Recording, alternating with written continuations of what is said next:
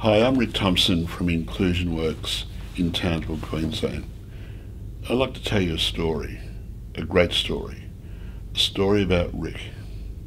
It was a Friday afternoon, late in the afternoon, and I received a phone call from a matron of a local aged care facility to say that there was a young man who was living within that aged care facility who was 30 years of age.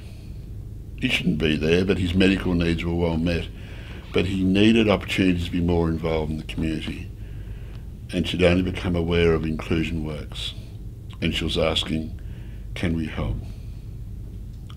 I asked her to tell me a bit more about Rick, and she mentioned that his health status was very fragile, that he was limited in his mobility and required to use a wheelchair, that he required assistance with his meeting of his nutrition needs, and he also had difficulty in communicating verbally with the wider community.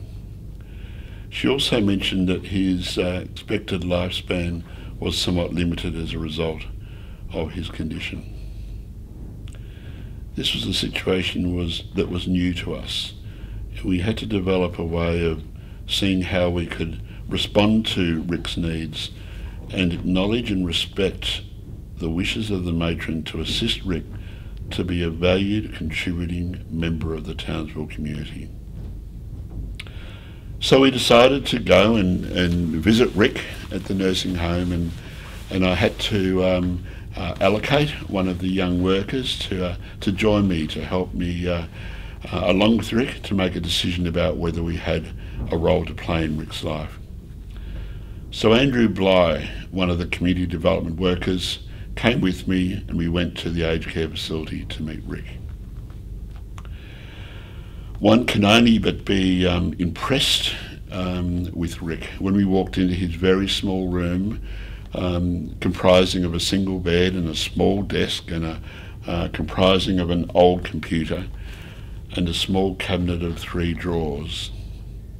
We noticed there was something unique about the room, and that was every wall was covered with images of motorbikes, but not just any motorbikes, Harley-Davidson motorbikes. It was quite clear to us that Rick's passion and his aspiration was to be more involved with Harley-Davidson motorbikes. We asked Rick, once we had developed a knowledge and a skill, to best communicate with him on would he like some assistance in being connected with the motorbike community in Townsville. I can't describe the incredible sense of joy expressed in his smile with the opportunity to participate in this new adventure in his life. Andrew, being young and confident and cocky, was also confident to take this further, and he went searching in the community for the best possibility. In Townsville there are a number of motorbike groups, but there's one particular group called the HOGS, the Harley Owners Group. Made sense. Rick's passion was Harley-Davidson motorbikes. This was the group that we need to go and sniff out the opportunities. Andrew rang Duffy, the sergeant of arms of the local HOGS group, and said that he knew of somebody who loved Harley-Davidson motorbikes, not just any Harley-Davidson motorbike, but the Fat Boy model, and went into all the technical details of that. It didn't take long for Duffy to realise that Rick's knowledge and passion of Harley-Davidson motorbikes was worthy of further attention. And he said to Andrew that perhaps Rick can come for a ride with us on Sunday morning at 5 o'clock when they were going off for a day ride. Andrew hadn't mentioned at all anything about Rick's physical fragility and his health status. All he spoke about was Rick's passion and aspiration for Harley-Davidson motorbikes. Andrew mentioned quite honestly that Rick was unable to go on the ride because he wasn't well. Duffy answered quite enthusiastically, because of Rick's knowledge and commitment to Harley-Davidsons, that perhaps he can be a pillion passenger and come with somebody else. Andrew further elaborated that that wasn't possible also because of his inability to go on the back of a bike. Duffy, interestingly, didn't give in, and what he did was actually suggested a sidecar. This was also not possible for Rick owing to his health status. But the thing to notice here is how the community wasn't giving up once they had discovered the passion and the interest that another citizen shares with them. But he was invited to at least come and meet the other members of the club on Sunday morning at 5 o'clock. Andrew wasn't happy, he's not a morning person. The matron of the nursing home changed the ritual, the nursing roster, to ensure that Rick got out of bed and showered and prepared for that 5:30 taxi that Andrew had to arrange and be prepared to meet, and they went to Queen's Park in Townsville to meet a wide number of varied and very excited Harley-Davidson riders. One of the greatest points about this story was that Andrew introduced Rick to Duffy at that particular event, introduced the communication style, and led by stepping back. He asked Duffy if he would invite the other people into Rick's life by introducing them. After a while, it was obvious that they were to move on to their ride, and Duffy asked Rick whether he would give the salute, the official salute, for the Hogs to go on their ride. Rick was somewhat excited about this honour that he was being given, and he gave the salute, to the laughter of others present. So they went on their way, and Andrew came into my office on Monday morning and reported with a great sense of enthusiasm the success of this event. But my comment was, so what? So what? Where was this going? Where was the relationship building opportunity that was going to develop from this one single event that happened in Queen's Park? So we went back to the definition of community by John McKnight, and the answer was there. The question was, who sells Harley-Davidson motorbikes, and is there an opportunity there? So Andrew did his research, and research is important in the building of strong communities, and we went and saw Orm Snell at Orm Snell's Harley-Davidson shop. And Andrew approached Orm and said, is it possible for Rick to spend some time amongst the machines that he loves and he knows a lot about? Orm was a bit nervous about this. Orm had met Rick on the Sunday and thought he would get a second opinion, and called out the chief mechanic. Andrew had also done his research and had a smile of confidence on his face, because the chief mechanic was Duffy, the sergeant of arms of the club.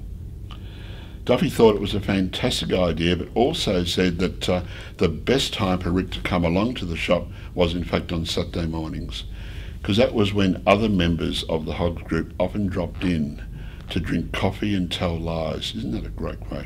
To drink coffee and tell lies.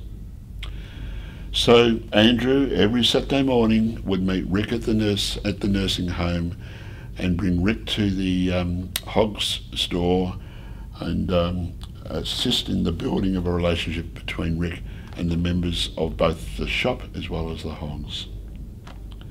This progressed over time. Andrew's involvement in wishing to let go in the long term invited other members of the Hogs group to assist him in the manual assistance of Rick to move into the shop, etc. This continued on for a number of weeks. Every Saturday morning it was the highlight of Rick's week, and in fact the highlight of Andrew's week too. But after a while I was approached by members of the club to say that they'd like to actually enable Rick to be an official member of the club. But Andrew knew this wasn't possible, because remember, he'd done a lot of research. And the reason being was that you had to own a Harley-Davidson bike to be a member of the Hogs. So I said, well, how is this possible for him to be a true official member of the Townsville branch of the Hogs group? and they said, we changed the constitution. Now, what does that say about a group's commitment and loyalty to a citizen who shares the same passion as they do? So Rick was inducted, and he was presented with the most magnificent leather vest with all the necessary colours, badges of the particular club. And Rick continued to be a valued contributing member of that club. And over that time, Andrew once again was very subtly moving out of that environment and allowing the opportunity for the club members to take a greater responsibility for supporting Rick within the community. Andrew did that deliberately, intentionally, by removing himself so that people were given the opportunity to be confident, both Rick and the members of the club, and in fact the community.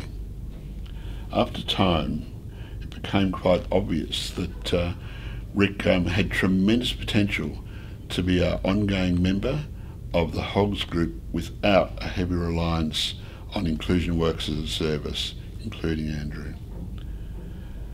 So the club came to us and they said, could we assist in giving some advice in regards to communication aids to assist in the building of a stronger interdependent relationship between Rick and the members of the club. In fact, Rick as a member of the club. And we brought in a speech pathologist who assisted in identifying a particular speech aid. This continued on for nearly 2 years. Inclusion Works had removed itself after 12 months, and Rick's participation in the Hogs Group continued. He had drinks on his birthday, on his 31st birthday. The Hogs Group took him out for a birthday celebration, and he returned back to the nursing home at 3 o'clock in the morning. I don't know what happened, but I didn't ask either. Rick was a vibrant, contributing member of the Townsville Hogs branch. Within a period of 2 years from being a member of the Hogs Group, Rick's health quickly deteriorated and he passed away. But he passed away in the presence of members of the Hogs Group and Andrew, who had been requested to be part of that significant moment in Rick's life. Andrew was angry because he thought that Rick had so much to contribute to the Hogs Group and the Hogs Group had so much to contribute to Rick. But I said, let's wait and see. So a couple of days later we went to Morley's funeral parlour to attend Rick's funeral. When we arrived, there were many, many shiny Harley Davidsons behind the hearse, indicating that the club had appeared to show their love and respect for their past member. On the other side of the chapel, there were members of Rick's family and representatives from the nursing home. But as Andrew and I squeezed in with the motorbike members, we realised that something had happened here that meant a lot to the members of this club, and that is that Rick Nelson had contributed to building a better club through his gifts, talents and contributions. And this became very evident when Duffy, remember Duffy, the chief mechanic and the sergeant at arms, stood up to give the eulogy and with tears pouring down his face, spoke about the incredible membership that Rick gave to the club, his love of Harley Davidsons, the Fat Boy model, his love of Bundy and Coke, sucked through a catheter tube from a little port pipe, and finally his love of women and Harley Davidson bikes. As Rick's coffin was taken to the hearse and driven out to the local crematorium, Andrew was invited to lead the pack as a gesture of their appreciation of how Andrew had introduced Rick to the club. Andrew hopped on his Suzuki and led the dozens of Harley Davidson bikes out to the crematorium. The members of the club assisted in the carrying of Rick's coffin into the crematorium, a great honour. So when we think of this story, the principles of ABCD become very clear. That the reason why this story was successful is because It was built on the assets of Rick Nelson. It was built on the assets of the Hogs Bicycle Group, the best asset within the community to meet Rick's needs. And it was built on a relationship between Rick Nelson and the members of the Hogs Bicycle Club. It was about connecting and identifying the assets and the passions that Rick had for Harley-Davidson bikes, identifying the assets of the best opportunity in Townsville, being the Hogs Group, and finally building on the opportunity for Rick to contribute and to be productive in his relationship with the club, hence creating benefits for all citizens. So there's something about this story that says that all citizens have something to offer, and community has something to offer in return, and as a result of that we have a positive, interdependent community present. So thanks for the opportunity of sharing the story. It's a great story about a great young man. It's a great story about a great motorbike club, and it's a great story about a community that surrounded and supported those interdependent relationships. Goodbye now, and wishing you all the best.